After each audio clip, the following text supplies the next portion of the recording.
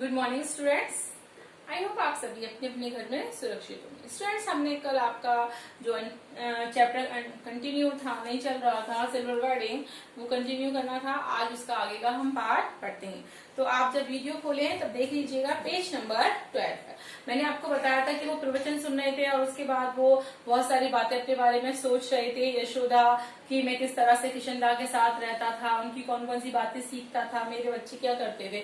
उसके बाद प्रवचन सुनने के बाद वो सब्जी मंडी जाते हैं और यशोदा बाबू को अच्छा लगता है अगर उनके बड़े बेटे होने पर अपनी तरफ से प्रस्ताव करते कि दूध लाना और राशन लाना और घर गृहस्थी का जो भी सारा सामान होता है, A to Z हमारे घर गृहस्थी में जो भी सामान यूज होता है वो सारा सामान उनके बेटे ने। देखिए, जब बच्चे बड़े हो जाते हैं और पेरेंट्स बुजुर्ग होने लगते हैं, बूढ़े होने लगते हैं, तो उनके पिता सोचते हैं, उनके माता पिता सोचते हैं क्यों ना हमारे जो बच्चे हैं वो भी हमारे इन सारी चीजों में हाथ बटाएं। लेकिन आजकल के जो बच्चे हैं, आजकल की जो जनरेशन है, उनको ये सारे काम करने में शायद कहीं ना कहीं एम्बैरेसिंग फील होता है, शर्म महसूस होती है कि हम ये सारे काम क्यों करें, हम घर का राशन पानी क्यों लाएं, हम दूध क्यों लाएं, हम सब्जियां क्यों लाएं। तो वो ऐसा कर सोचते थे कि मेरा जो बड़ा बेटा है विज्ञापन की जो संस्था थी, कंपनी थी, उसमें कार्यरत हो चुका है, तो कहीं ना कहीं मुझे वो कहीं ना कहीं सपोर्ट करे, मुझे ये आगे होकर वो ऐसा चाहते थे कि मेरा बेटा मुझे ये कहे कि पापा अब आप बुजुर्ग हो, मैं अपने पैरों पे खड़ा हो चुका हूँ, तो जाहिर सी बात है आप सिर्फ रहने दिया करो, मैं आगे से ये सारे काम खुद कर लिया करूंगा। लेकिन ऐसा वो नहीं कर पाता है उनका लड़का, बल्कि उनका लड़का तो कहता है उनको उल्टा कि पापा आप ये सारे काम क्यों करते हो, इन सारे कामों के लिए आप एक नौकर क्यों नहीं रख लेते। अर्थात आपको एक नौकर रख लेना चाहिए और जाहिर सी बात है नौकर का रहा खर्चा वो मैं कमा ही रहा हूँ तो मैं दे दूंगा। और साथ में वो अपने पिता को ये उल्हाना भी देता है, ताना भी मारता है कि भाई अब तो मैं कमाने लग गया हूँ तो क्यों ना मैं आपको उस नौकर का खर्च भी दे दूंगा। लेकिन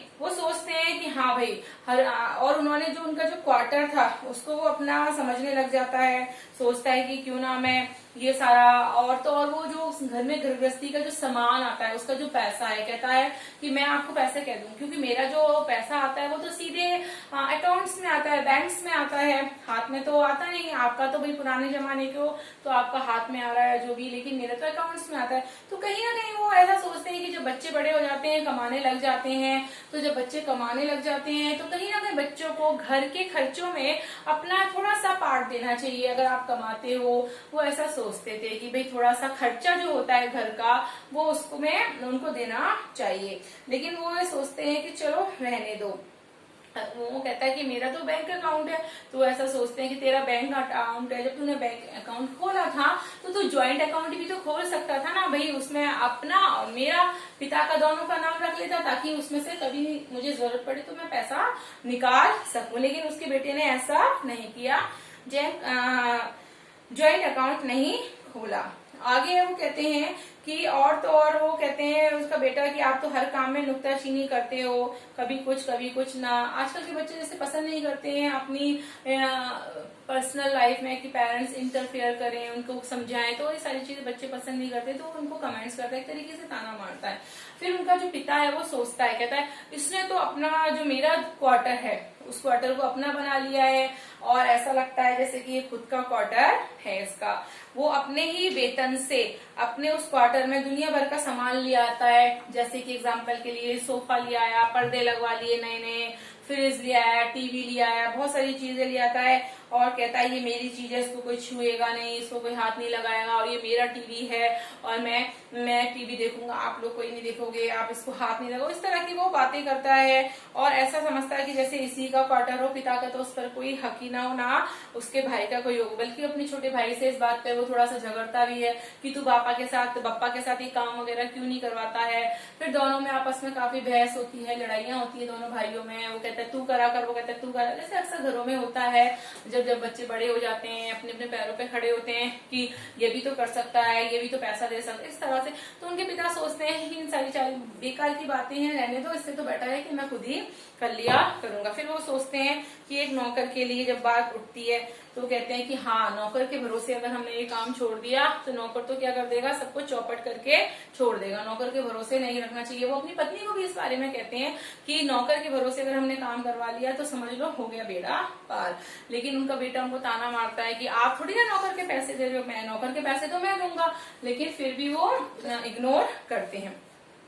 जैसे जैसे शाम होती जाती है, अंधेरा बढ़ता जाता है, उनका जो लास्ट में 3 क्वार्टर बचते हैं, उसमें से एक उनका घर है, क्वार्टर है। तो धीरे जब वो पहुंचते हैं यशोधर बाबू, तो वो टूटी हुई सड़कों को पार करते हुए पूछते हैं अपने क्वार्टर के पास। तो अजीब सा उनके घर के बाहर लिखा होता है एक बजरंग तख्ती में, वाईडी पंत, उनका पूरा जो नाम होता है वाईडी पंत। तो वो सोचते हैं कि कहीं मैं गलत जगह तो नहीं आ गया हूँ, मेरे घर के बाहर इतनी सारी मोटर साइकिलें कारें ये सारी चीजें क्यों खड़ी हैं, और ये इतने सारे लोग क्यों आ रहे हैं, सब लोग विदाई ले रहे हैं, विदा ले लेके सब जा रहे हैं, मुझे लगता है मैं किसी गलत जगह पर आ गया हूँ। शायद सोच रहा होता ना मैं बहुत ज्यादा डीपली सोचते सोचते मैं कहीं और पहुंच गया हूँ। तो वो ऐसा सोचते हैं। फिर वो देखते हैं कि उनका जो बड़ा वाला बेटा है वो कहीं ना कहीं एक गाड़ी में एक व्यक्ति बैठा हुआ है, जिससे वो नमस्कार कर रहा है, हाथ मिला रहा है वो, और उसका जो वो है वो कह रहे हैं give my warm regards to your father, कि आप अपनी पिता को मेरी तरफ से शादी की सालगिरह की बधाई दे देना। फिर वो पहचानता, अरे ये तो मेरा बड़ा बेटा भूषण है, वो पहचान लेता है। तो वो कहता है कि नहीं नहीं, यशोधर बाबू सोचते हैं कि नहीं नहीं, मैं किसी गलत जगह नहीं पहुंच पाया हूँ, मैं अपने घर पर ही पहुंचा हूँ। उसके बाद वो जब घर की तरफ जाते हैं, थोड़े से ठिठक जाते हैं, वो कहते हैं, ये वो सोचने लग जाते हैं आज मेरे क्वार्टर में क्या हो रहा है, इतनी भीड़ भाड़ है और पता नहीं क्या हो रहा है, सब लोग खा रहे हैं पी रहे हैं नाच रहे हैं। तो बोले हो सकता है भाई जवान जनरेशन है और ये लौंडे मोंडे, इनकी माया यही जाने, पता नहीं कोई पार्टी शार्टी कर रहे होंगे। फिर उसके बाद अब यशोधर बाबू का ध्यान इस ओर गया ही नहीं, उनकी पत्नी और उनकी बेटी भी कुछ मेहमानों को विदा करते हुए बरामदे में खड़ी हुई है ना। तो वो देखते हैं कि उनकी बेटी भी और उनकी पत्नी भी बाहर ही खड़ी हुई है, वो देख रही है कि हाँ मेहमानों को विदा कर रहे हैं। उनकी पत्नी सब मेहमानों से विदाई ले रही है, सबको नमस्कार कर रही है, और उनकी जो बेटी है उसने जीन्स पहन रखी है, कट्स बाजू का उसने टॉप पहन रखा है, जो उनको पसंद नहीं होता, वो फूड़ता लगता है उनको कि इस तरह के इसने क्यों पहने, क्यों करे, लेकिन वो क्या करें, वो उसकी बात ही नहीं मानते। वो कहते हैं मुझे ये सारी चीजें पसंद नहीं है, तुम इस तरह से मत रहा करो। लेकिन माँ बेटी दोनों अपने हिसाब से जीती हैं अपनी जिंदगी और उनका कहना नहीं मानती ना। वो सिर पे पल्लू वल्लू करती, वो कहती कर लिया मैंने बहुत सिर पे पल्लू वल्लू, अब मैं कोई सिर पे पल्लू वल्लू नहीं करूंगी। आधुनिक किस्म के अजनबी लोगों की भीड़ देखकर यशोधर बाबू अंधेरे में ही दुबके रहे। जब इस तरह से बहुत सारे लोग देखे तो जो अंधेरा तो हो चुका था, 8 साढ़े 8 बज रहे थे पहुंचते पहुंचते, तो वो दुबके रहे कि यार मेरे घर में ऐसा क्या हो रहा था, इतने सारे जने क्यों आ गए थे। तो वो अंधेरे में ही दुबके रहे। उसके बाद वो बता रहे हैं कि उनके बच्चों को इसलिए शिकायत है कि बब्बा तो एलडीसी टाइपों से ही मिक्स रहते हैं। एलडीसी यानी कि जिस तरह के ऑफिस में उनके जो कार्यरत लोग हैं उन्हीं के साथ वो मिक्स रहते हैं। आजकल की जनरेशन के साथ उनको रहना अच्छा नहीं लगता या उन्हें पसंद नहीं करते। जब कार वाले लोग चले गए तब यशोधर बाबू ने अपने क्वार्टर में कदम रखने का साहस जुटाया। भीतर पार्टी चल रही थी और उनके पुत्र पुत्रियों के कई फ्रेंड्स और रिश्तेदार वहां जमा थे। जब बड़े बेटे का जो उनका बॉस था वो जा चुका था कार में, तो वो साहस करके अंदर पहुंचे तो देखा था कि उनके बच्चों के जो फ्रेंड्स थे रिश्तेदार थे वो सब थे। उनके बड़े बेटे ने झुड़की सी सुनाई, बब्बा आप तो हद करते हैं, सिल्वर वेडिंग के दिन भी आप 8 बजे घर पहुंचे हैं, अभी तक मेरे बॉस आपकी राह देख रहे थे। अर्थात बड़ा बेटा थोड़ा सा बदतमीजी से बोला, झड़क कर बोला कि क्या पापा आप इतनी लेट आए हो, आपकी सिल्वर वेडिंग है, मेरा बॉस इतनी देर से यहाँ पे बैठा हुआ था, आपका वेट कर रहा था और आपको बिल्कुल भी ध्यान नहीं है। हम लोगों के यहाँ सिल्वर वेडिंग कब से होने लगी। यशोधर बाबू ने शर्मीली हंसी हंस दी। अब इतने सारे मेहमान थे तो जाहिर सी बात है पिताजी नाराज तो नहीं हो सकते थे, तो उन्होंने कहा हमारे यहाँ कब से सिल्वर वेडिंग मनाने लग गए, कब से होने लगी। जब से तुम्हारा बेटा 1500 महावा कमाने लगा तब से। उसके बेटे ने जवाब दिया जब से आपका बेटा कमाने लग गया। ये टिप्पणी थी चंद्रदत्त तिवारी की, जो इसी साल एसएस से पास हुआ है और दूर के रिश्तों से यशोधर बाबू का भांजा लगता है। उसने कहा कि जब से आपका बेटा कमाने लग गए तब से ये सिल्वर वेडिंग वगैरह। जाहिर सी बात है बच्चे बड़े हो जाते हैं, कमाने लग जाते हैं, तो उनको वो लगता है कि अब जो कुछ हम इस तरह के काम करें, खर्चे करें अपने घर वगैरह में।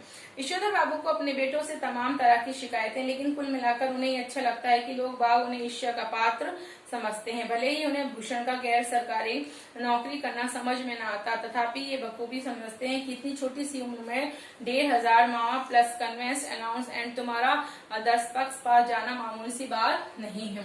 जो उनके भांजे ने कहा कि भाई आपका बेटा इतना कमाने लगे। उस जमाने में 1,500 रुपया बहुत ज्यादा होता था, बहुत बहुत बड़ा अमाउंट मांगा जाता था।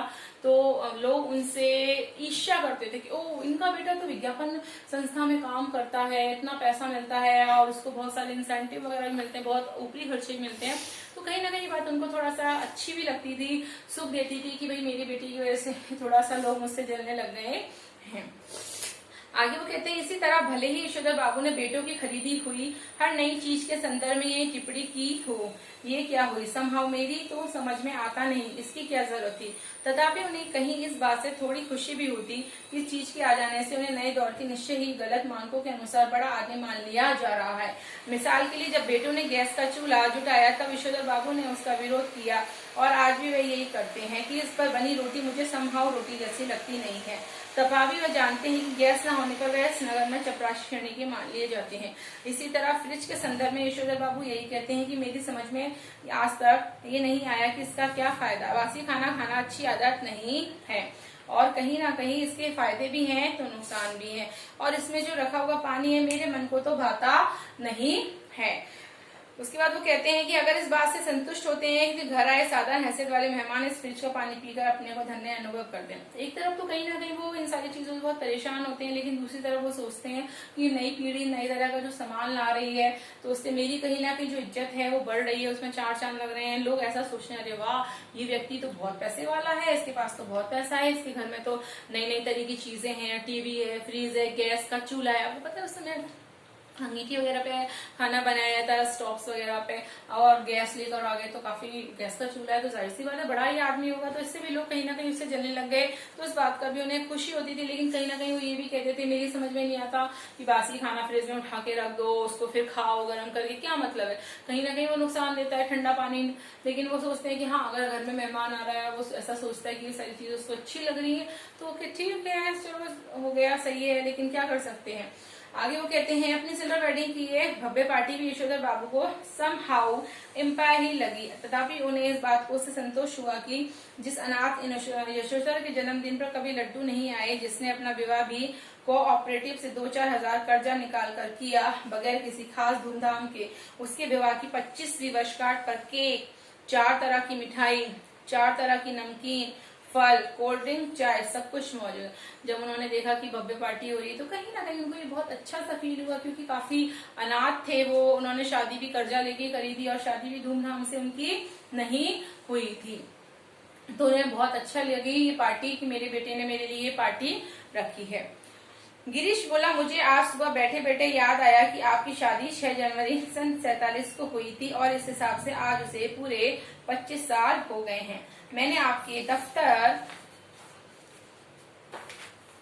फोन किया लेकिन शायद आपको वहाँ फोन खराब था, तब मैंने भूषण को फोन किया। भूषण ने कहा शाम को आ जाइए पार्टी करते हैं, मैं अपने बॉस को भी बुला लूंगा इसी बहाने। जो उनका एक रिश्तेदार था उसने कहा कि भाई आज उनको याद आया कि आज ऐसे इतने साल हो गए आपकी शादी को, तो उसने उनकी बेटी को फोन करके बताया, तो उन्होंने कहा ठीक है आप आ जाइए। गिरीश यशोधर बाबू की पत्नी का चचेरा भाई है, बड़ी कंपनी में मार्केटिंग मैनेजर है और इसकी सहायता से यशोधर बाबू के बेटे को अपना ये संपन्न साला संभव भयंकर ओछा यानी ओछेपन की धनी मालूम होता है। उन्हें लगता है कि इसी से भूषण को बिगाड़ दिया है, और कभी कहते हैं ऐसा तो पत्नी बरस पड़ती है, जिंदगी बना दी तुम्हारे 2nd क्लास दिए बेटे को, कहते हो बिगाड़ दिया। वो ऐसा कहते हैं कि मेरा जो बेटा है वो कहीं ना कहीं मेरे जो साले की वजह से बिगड़ गया है, लेकिन उनकी पत्नी उन पर चिल्लाती है, कहती है कि कहाँ बिगड़ गया, उसकी वजह से ही तो उसकी इतनी अच्छी जॉब लगी है, इतनी अच्छी नौकरी लगी है। ऐसा कहकर उनकी पत्नी उनको चुप करा देती है। भूषण ने अपने मित्रों सहयोगी और यशोधर बाबू से परिचय कराना शुरू किया। उनकी मैनी हैपेरिटेंस ऑफ द डे का थैंक यू कहकर जवाब देते हुए जिन लोगों का नाम पहले बता दिया गया हो उनकी ओर वाईडी पंथ होम मिनिस्ट्री भूषण फादर कहकर स्वयं हाथ बढ़ाते यशोधर बाबू ने हरचंद ने जताने की कोशिश की कि हर भले वे संस्कारी कौमनी है तथापि विलायती रीति रिवाज से भली भांति परिचित है। किशिंदा कहा करते हैं कि आना सब कुछ चाहिए, सीखना हर एक की बात ठहरी, लेकिन अपनी छोड़नी नहीं हुई। टाई सूट पहनना आना चाहिए, लेकिन धोती कुर्ता अपनी पोशाक है, ये नहीं भूलना चाहिए। देखिए वो कहने की कोशिश कर रहे हैं, यानी कि वो इतने संस्कार थे।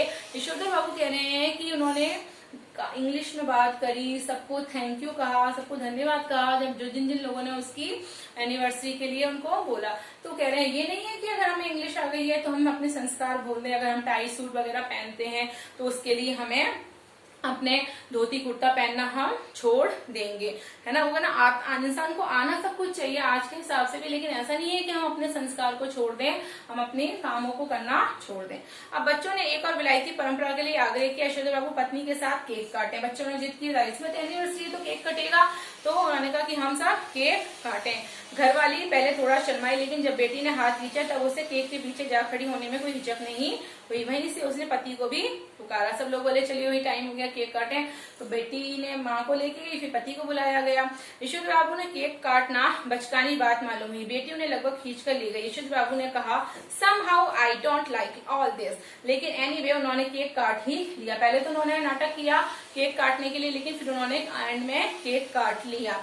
उसके बाद सबको उन्होंने मुंह मीठा कराया। उसके बाद पत्नी ने भी खाया, एक दूसरे को उन्होंने केक वगैरह खिलाया और उन्हें याद दिलाया कि भी कुछ वर्षों पहले तक आप मांसाहारी थे, मैंने एक टुकड़ा केक खा लेने में क्या हो जाएगा। मतलब वो थोड़ा सा नाटक कर रहे थे, तो उन्होंने कहा आप उस दिन पहले तो मांसाहारी थे, नॉनवेज थे, अगर आप केक खा लेंगे तो क्या फर्क पड़ जाएगा। लेकिन वह नहीं माने। तब उनसे अनुरोध किया गया कि वे लड्डू ही खा लें। भूषण के मित्र ने लड्डू उठाकर उनके मुंह में ठूसने की कोशिश की, लेकिन यशोदा बाबू इसके लिए भी राजी नहीं। उनका कहना था कि मैंने अब तक संध्या नहीं की है। सब भूषण ने झुंझुलाकर कहा तो पापा पहले जाकर संध्या कीजिए, आपकी वजह से हम लोग कब तक रुके रहेंगे। अर्थात केक खाने के लिए उन्होंने जब मना कर दिया, उन्हें लड्डू दिया गया। लड्डू भी इसलिए नहीं खाया क्योंकि उन्होंने शाम की पूजा नहीं करी थी। उनका बेटा उन पर झुंझुलाने लगा और कहा कि पापा आप जाके जल्दी से जाकर शाम की पूजा पाठ कर आइए, क्योंकि हम लोग कब तक वेट करेंगे, मेहमान भी कब तक वेट करेंगे। तो स्टूडेंट्स ये था आपका आज तक का चैप्टर। हम इस चैप्टर को कल कंटिन्यू करेंगे। Thank you.